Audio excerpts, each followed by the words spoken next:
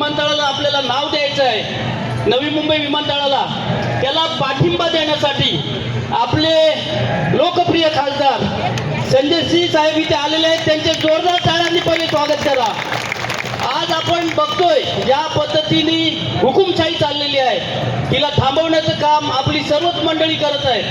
आणि हे जे विमानतळ आहे, ज्या जमिनींवर विमानतळ झालंय, हे आपल्या पूर्ण जिल्ह्यातील, आपल्या तालुक्यातील गोरगरिबांची घरं, दारं, जागा, जमीन विकून आपण विकून न विकता आपल्या जागा त्यांनी घेतल्या आणि त्याच्यावरती त्यांनी ते विमानतळ बनवलं.